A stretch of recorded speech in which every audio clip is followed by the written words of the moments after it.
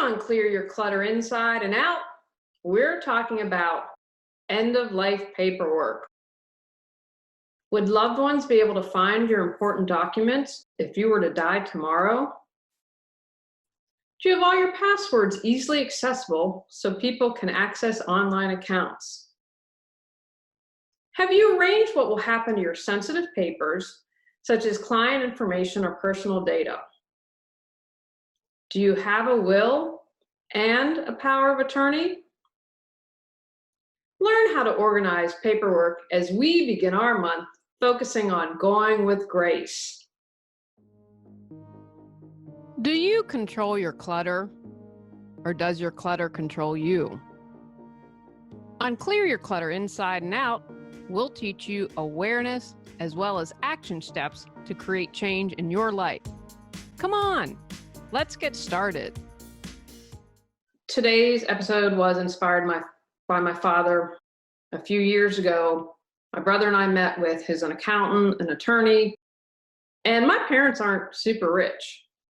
And I think that there's a misconception out there that you have to be really rich to have a will, and that's not the case. I read a recent article in the Daily Mail, and I believe this was in Australia. I don't know Australian law, obviously. I don't know law. Now, a little bit, right? What I've learned from Law and Order. Anyway, it was a young woman. She was married, she was pregnant, and her husband died, and he didn't have a will. So they lost the house, or they're about to buy a house, or something happened, because this story was how she bought the only house that she could afford, which was just junk. I mean, it needed all this work done. And so the story was about how the community came together to do all the repairs that were needed and create a home for her and her child. But because her husband didn't have a will, they lost their house. And so that's why it's really important. I mentioned in another podcast, again, bringing it up because she's so famous, Aretha Franklin didn't have a will. Now, again, they think they found a handwritten will in the couch, but there's all this contesting of the will. There's all this money. She didn't have checks cashed. It was just a hot mess. Her paperwork obviously wasn't organized well at all.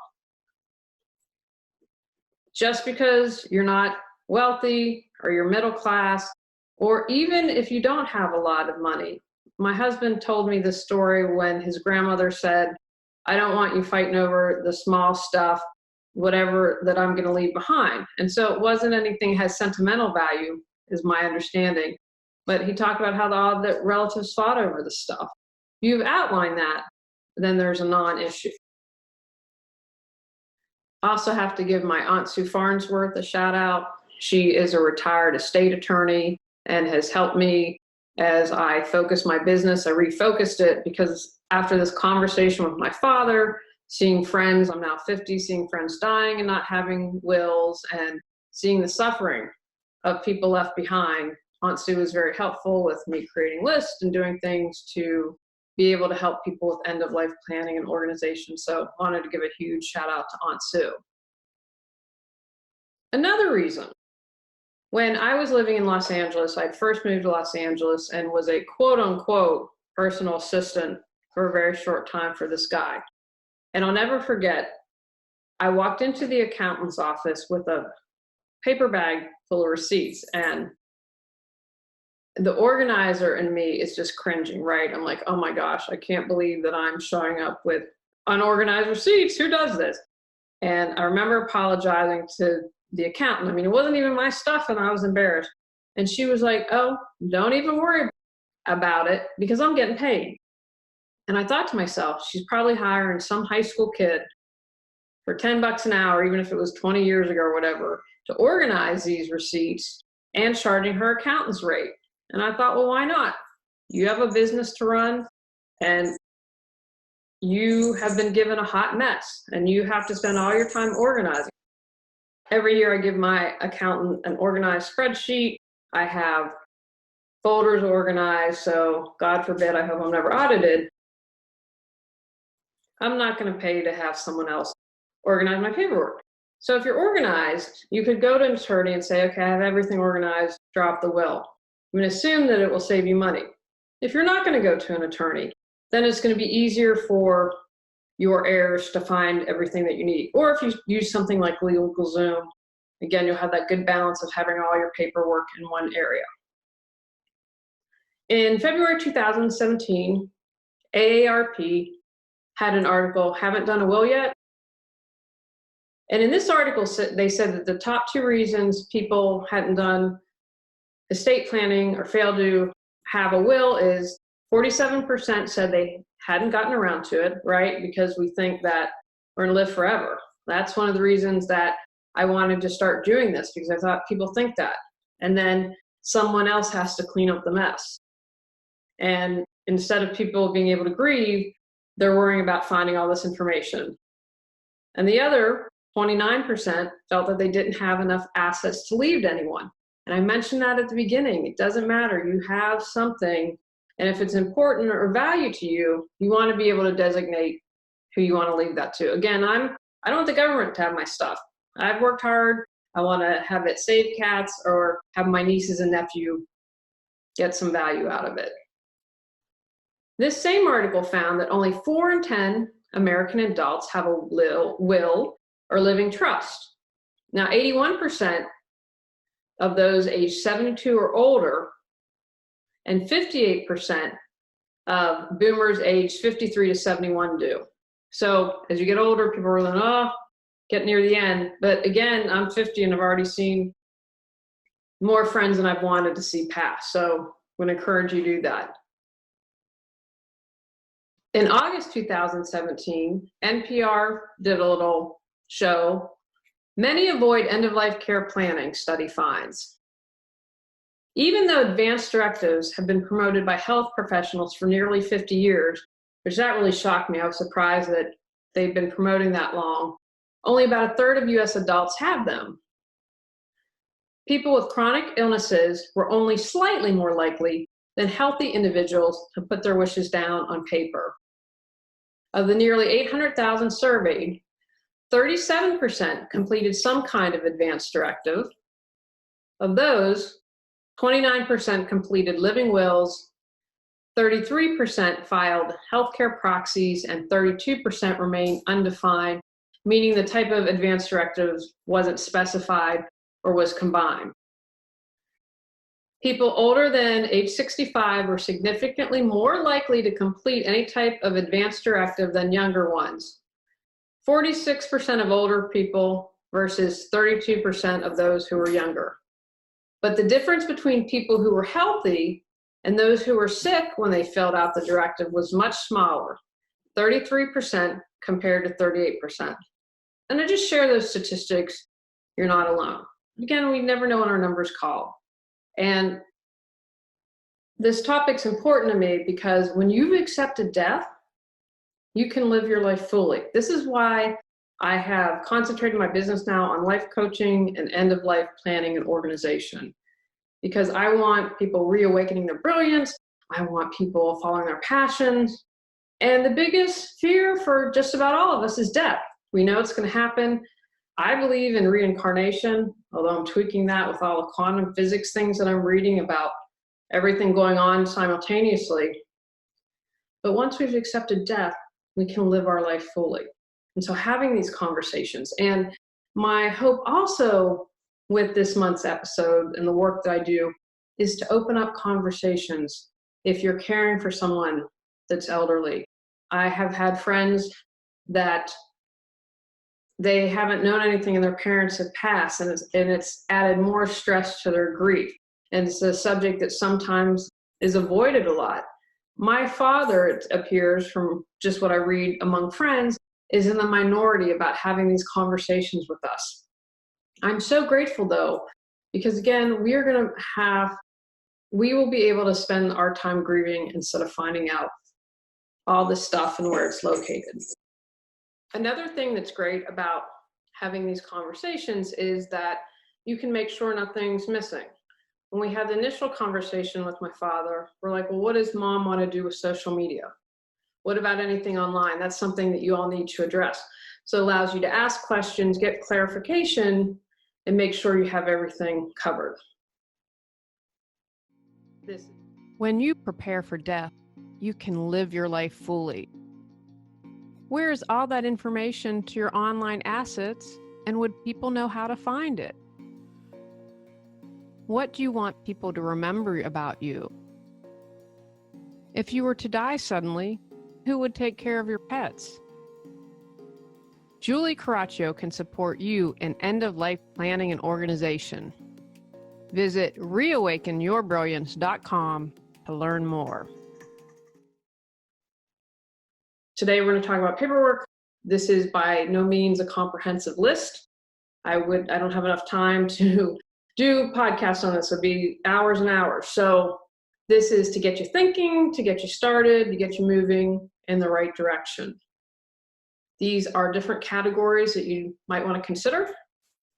Just a few examples. Again, this is what I view the start of the conversation.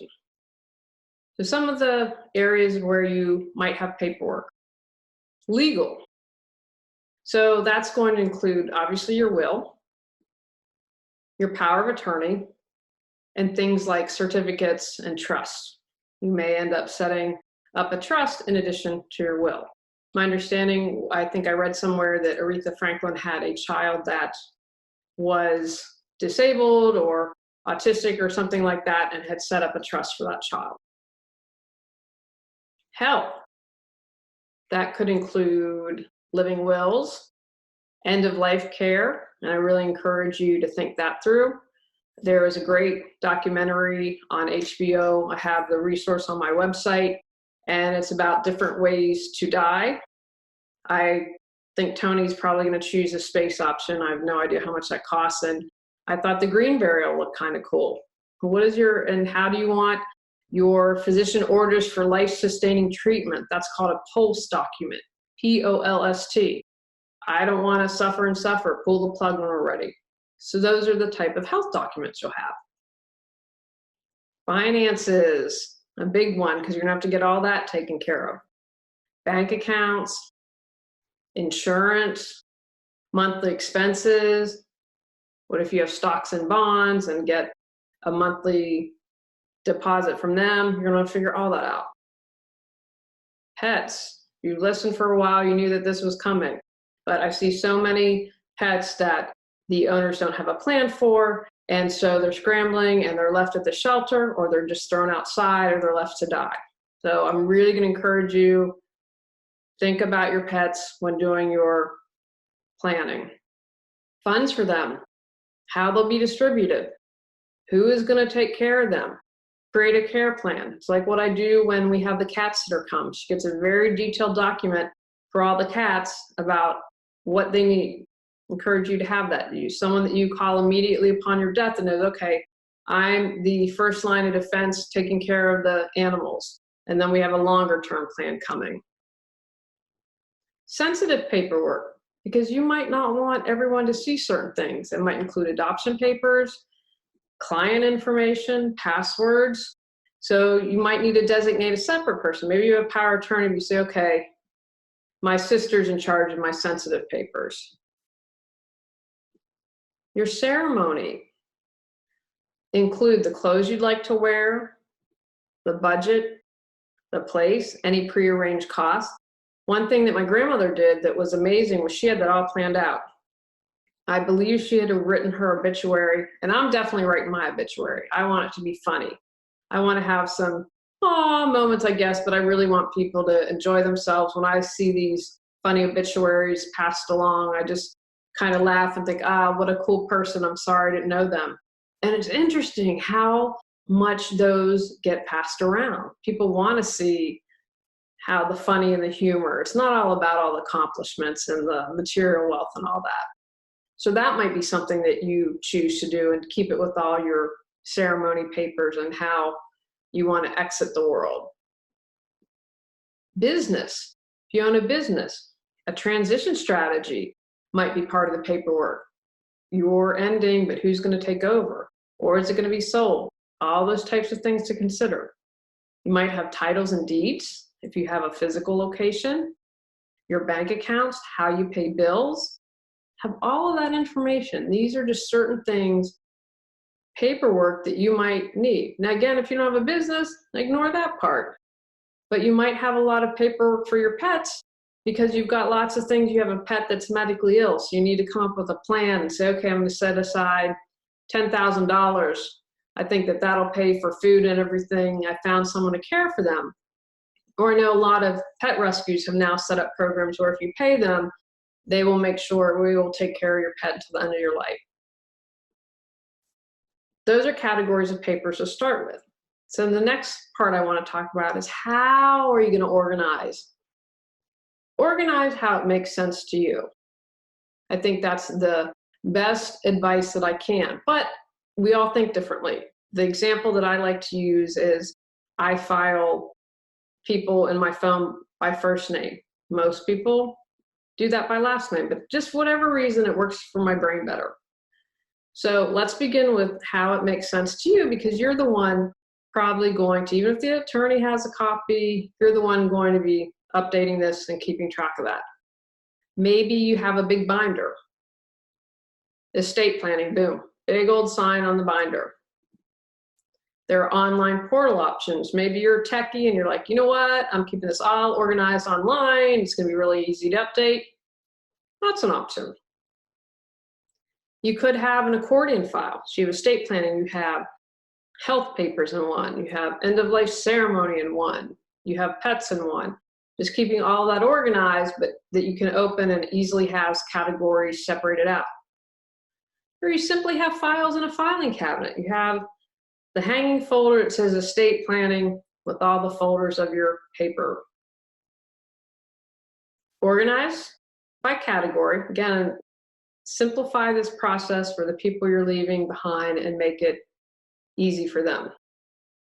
I'm going to encourage you to have an index, especially because we all think differently, kind of a roadmap. Okay, here are my papers and here's what's included, or a little guideline that has all of the information that they need so they can easily understand. Or for example, if you've been legal, okay, our safety deposit box is at this bank, here's the password, here's all the information you need to know.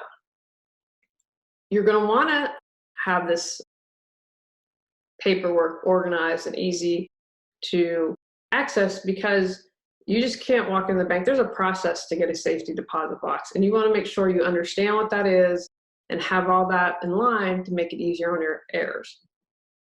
Don't forget to label. Okay, guys, I've been doing this for a while. People have these labels, you're like, what? Can't read it. So make sure that's clear. If you're going to invest in a P-Touch, now is the time. Just make it easy for everyone to read. And then finally, you're going to want to make sure your lawyer, power of attorney, sister, wife, sibling, whoever the important people are, that they know where they can find your important papers. You have an online portal. Okay, everything's here. Name, here's the link, here's the login, and here's the password. It's in drawer number 2 of the file. Have all of it, they know where they can access it. And I encourage you in general that you have a copy, perhaps keep a copy in your safe. That's another, if you have a safe, what's the combination? Keep it in the safe, keep it in a deposit box, give a copy to the power of attorney.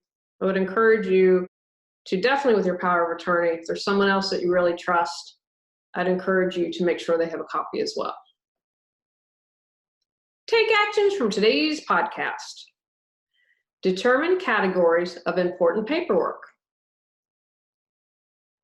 Gather all your important documents. Create a system to organize your paperwork.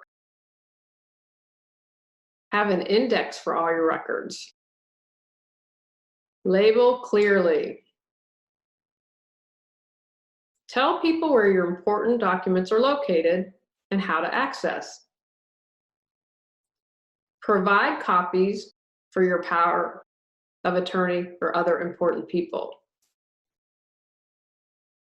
On our next episode, we're talking about self-care around death and dying.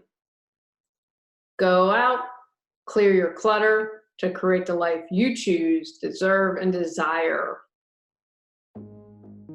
When you clear your clutter, you can share your gifts with the world.